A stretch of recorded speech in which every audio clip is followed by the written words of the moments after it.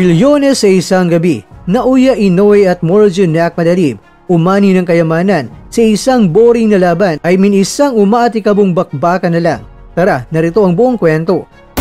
Isang gabi lang, isang laban lang, pero bilyones ang pumasok sa bulsa ng dalawang mandirigma. Nagharap sa IG Arena nitong ika-14 ng buwan ng Setyembre sa Undisputed Super Bantamweight World Title Fight. Muling ipinamalas ni Naoya Monster Inoue kung bakit siyang kilala bilang Undisputed World Champion sa Super Bantamweight Division. Kalaban niya ang matikas na si Murodjun Nakmadalib na dala-dala ang bandila ng pagiging WBA o World Boxing Association Interim Champion. Ngunit matapos ng 36 minutes sa bakbakan, malinaw ang hatol ng mga urado, 3-0.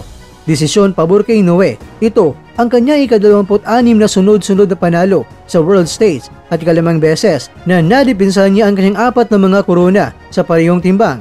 Isang makasaysayang record sa men's boxing.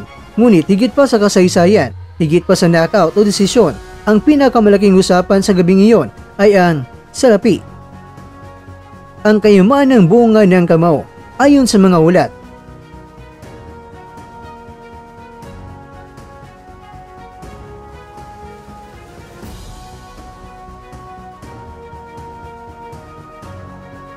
Isang suntok, milyon ang katapat. Isang minuto sa ring, parang katumbas ng isang buong buhay ng karaniwang manggagawa. Kung ikukumpara, ang kinita ni Inoue ay 611 times na mas mataas kaysa sa taunang sahod ng ordinaryong manggagawa sa Japan. Para naman kay Nakmadalib, ang kanyang kinita ay halos 1,200 times na higit sa average na kinikita ng isang empleyado sa Uzbekistan. Isipin mo, sa loob lamang ng kalating oras, si Inoue kumita na higit 1 bilyong piso. Halagang aabutin ng isang ordinaryong Pilipino na ilang libong taon bago maipon. Sa kabila ng yaman ng kanyang nakamit, ipinakita ni Inoue na hindi lang pera ang kanyang hinahabol, kundi pamana at kasaysayan. Sa kanyang record na 31 wins at walang talo, meron siyang 27 knockouts. Malinaw na siya ang tunay na hari ng dibisyon. Kahit pa ito ang unang beses sa 6 na taon na hindi niya pinabagsak ang kanyang kalaban, walang duda, siya pa rin ang monster na kinatatakutan sa buong mundo. Maging ang media mula sa Uzbekistan ay nagpugay matapos ang laban. Inilarawan nila itong si Inoue bilang undisputed world champion talaga na muling nagpatunay ng kanyang dominasyon. At habang kumakaway ang mas malalaking laban at mas matitinding hamon sa inaharap, isang bagay ang sigurado. Sa bawat takbang ni Inoue, hindi lang kasaysayan ang kanyang tinatamasa, kundi bilyones din sa kanyang bulsa. At para naman kay Nakmadalib, bagamat talo, jackpot pa rin ang laban na sa kanyang halos 338 million pesos. Napantayan niya ang pangarap ng libo-libong atleta sa kanyang bansa.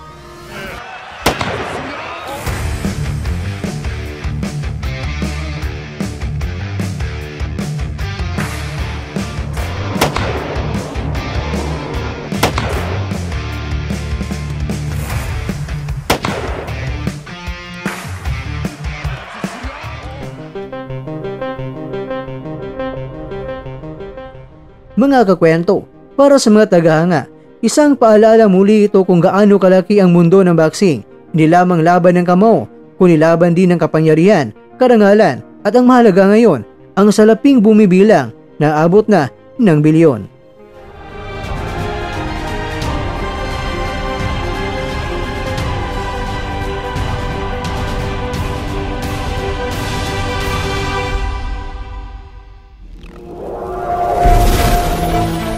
At dyan, nagtatapos ang ating kwento.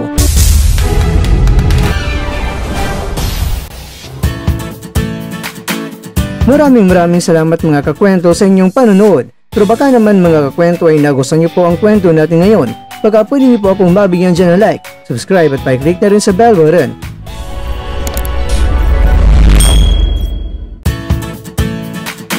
Pero bago tayo tatapos mga kwento, syempre, shoutout po muna tayo dyan sa ating mga kakwento. Kay kakwentong Angelo, kay kakwentong Jello De Leon, kay kakwentong Handsome Bong, at kakwentong nanonood ngayon, shoutout siyo dyan. Bueno, hanggang dito na po muna ang ating kwentuhan at abangan na po ating susunod na video. At dito lang po yan sa isang channel na kung saan maaring ito'y mga kwentong di pa na kwento sa inyo.